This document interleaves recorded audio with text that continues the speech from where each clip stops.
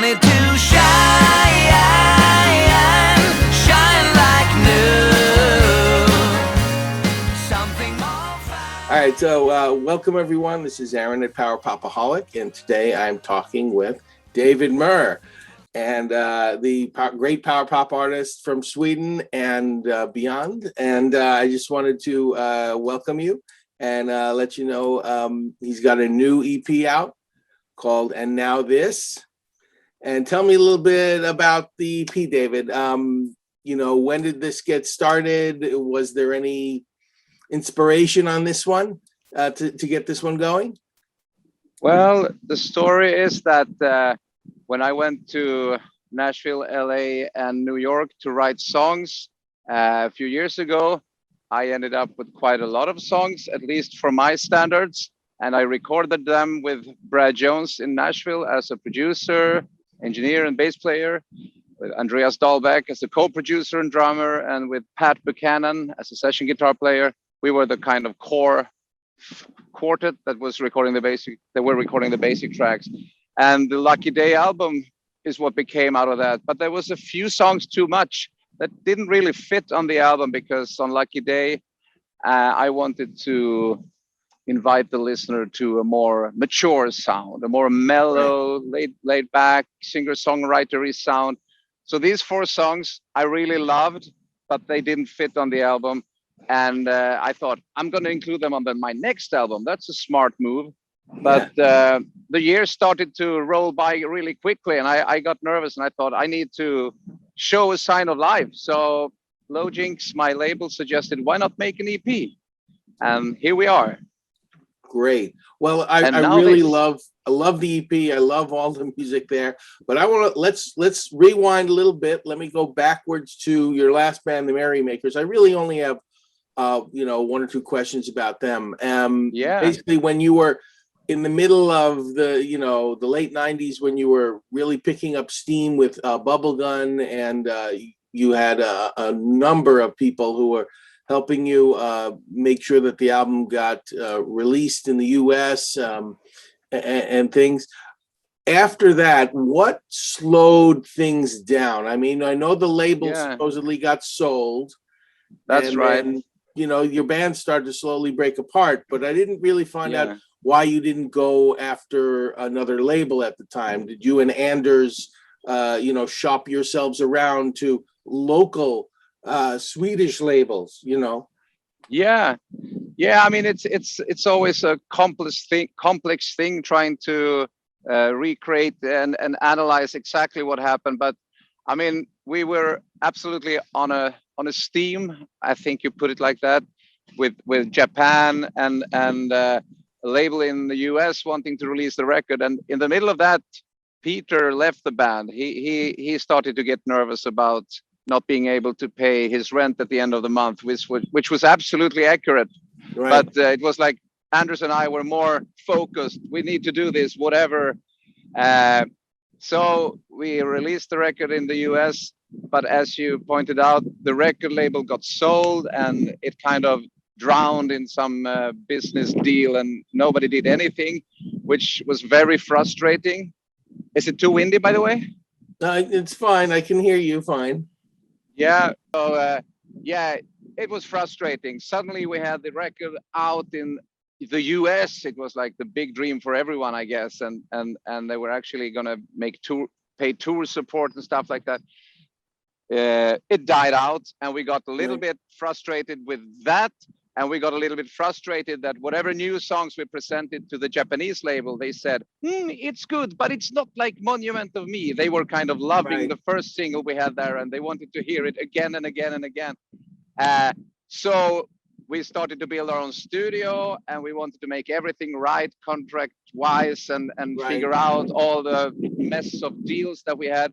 And suddenly we became studio constructors instead of songwriters, and we started to look for the ultimate bass drum sound, and it seemed like the years started to pass by really quickly then as well. And there's not the same dynamic being 2 as being 3 or more. It's like, if Anders thinks like this, I think like that, we get kind of stuck, instead of having a third guy helping us to solve whatever differences there are. And I think Anders had another vision about how the Merrymakers were going to sound, whereas I wanted to stay classic power pop, you know, Merrymakers go on the same style. And that was basically what happened. We approached a few local labels, but it didn't materialize. And then, then we became, yeah. Great. Thank you. Another question that I had, sort of semi-related, is do you have a famous Swedish power pop band or a Scandinavian power pop band, or other band that you really admire? You have any favorites? Well, not many, to be honest. There was a time in the 90s when the experts in the field, people like you or David Bash, or were like name dropping 10s and 20, 30 Swedish bands that I never have heard of. It's not that I'm against Swedish bands, but they were kind of even more obscure than we were. And but having said that, I'm not an expert of Swedish pop bands, but one band that we really dug at the time was Grass Show. It was that album that turned us on to working with Ronald Booth as a producer. The song 1962, I think that was fantastic. Yes, so something smells in Stinkville, I believe it's called, or something like that. Yeah. And there's a song from the 90s with a band called Stone Cake called Tuesday Afternoon, which I think also is a classic. And I love Eggstone. I love Eggstone is a great band.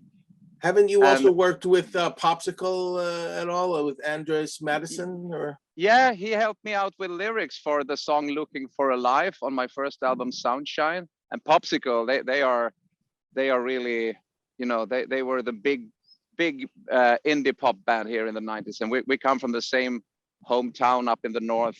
Great. But yeah, and also the drummer with Popsicle joined the Merrymakers on a little reunion tour to Spain in 2007. Wonderful. So now let's zoom up to the present a little bit, and tell me a little bit about this album, as far as inspiration. I know the one song I really love here, Egyptian Blue. It's got this unique, almost Middle Eastern sound to the guitar. I mean, it sounds familiar. I know I've heard it before. Can you tell me a little bit where you think that sound came from? It's a good question. I mean, that particular sound you're referring to is the electrical sitar. It's like an electric guitar made into a sitar. And it was lying around at Brad's studio in Nashville when Andreas and I was playing around during the weekend when Brad was away, and we were kind of discovering things. And I picked it up and played the riff on that one. And it wasn't a particular inspiration, but it's kind of a rare sound that you hear every 10 years. I don't know, Kula Shaker or something like that might have used that sound, but I don't have a particular song in mind or a reference for that. I wrote it together with a guy called Joe Bennett, but I think we just wanted to make a classic pop song. Well, it definitely sounds like a classic pop song. And I know you have a day gig as a songwriting teacher. That's right. Stockholm, right? Yeah, well, yeah, I teach also in my former hometown, Piteå in the north. Okay, great. I mean, do you ever, I have to ask this because a guy by the name of Michael Simmons, who teaches in Huntington Beach High School in California, he's also in the band Sparkle Jets UK. He's involved his students sometimes in his writing experiments that I've seen online. Do you ever involve your students in looking and evaluating your own work, or getting ideas from them sometime back and forth, you know, bouncing ideas off them? I think generally I've been a bit too afraid to do that because I don't want to step into their artistic goals. So I want them to develop whatever artistic dreams they have and become the writers they want to become.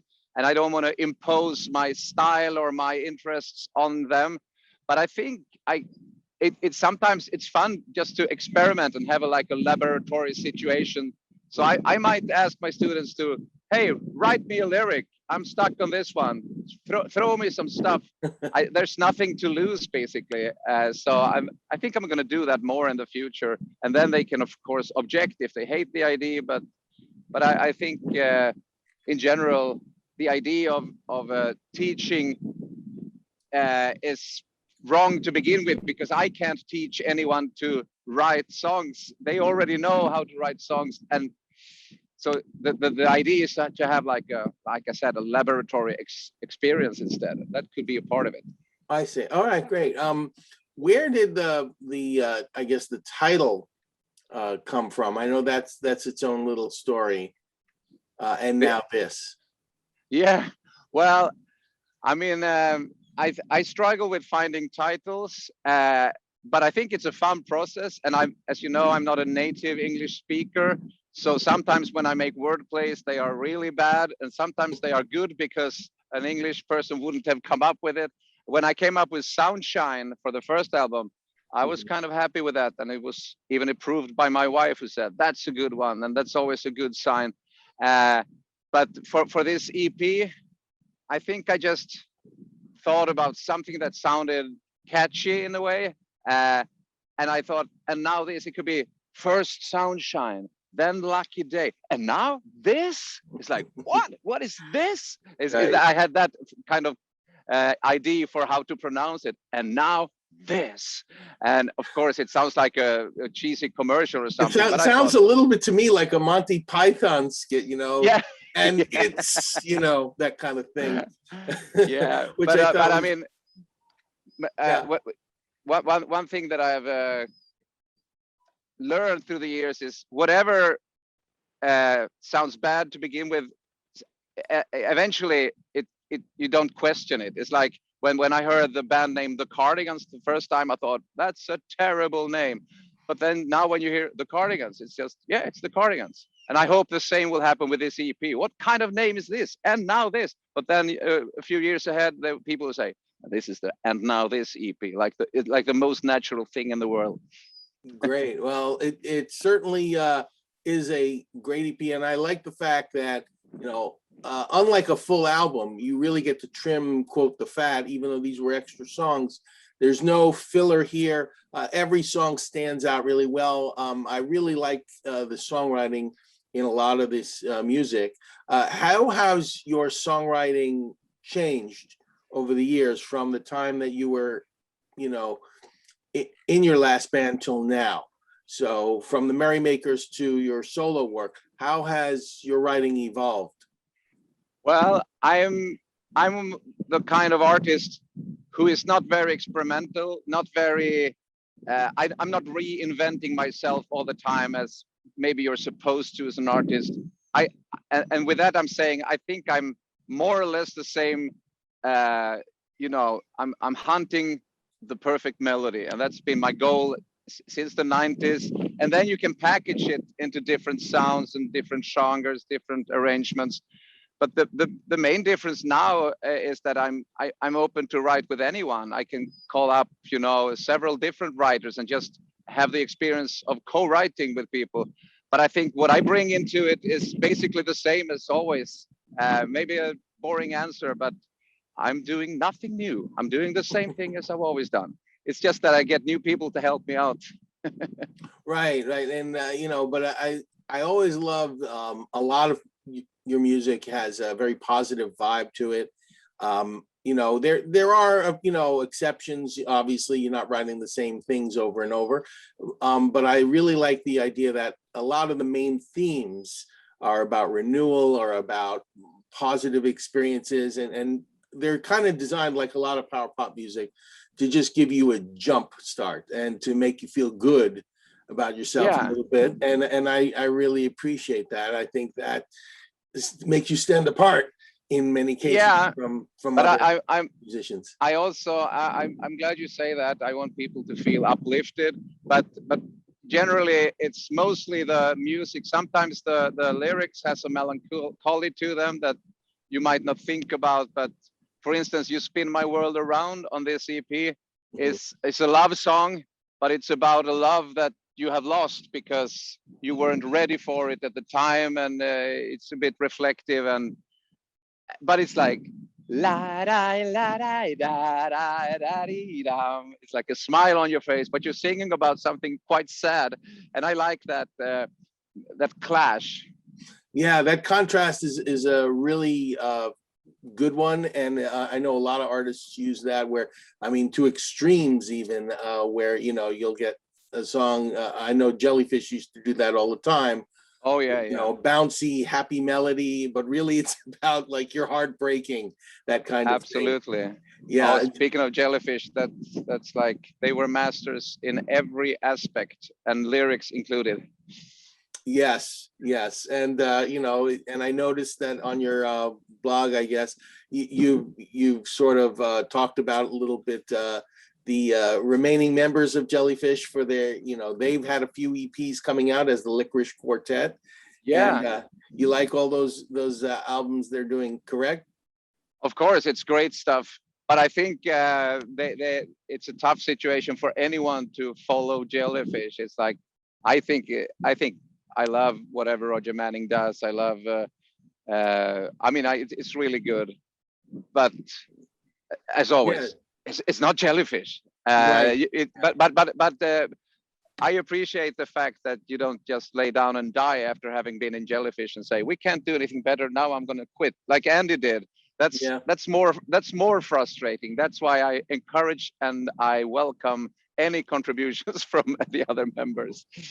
No, that's great. Tell me a little, are you planning ever to, I mean, now that COVID sort of, it's dissipating a little bit here and the restrictions are relaxing and things are slowly getting back to normal here in the United States.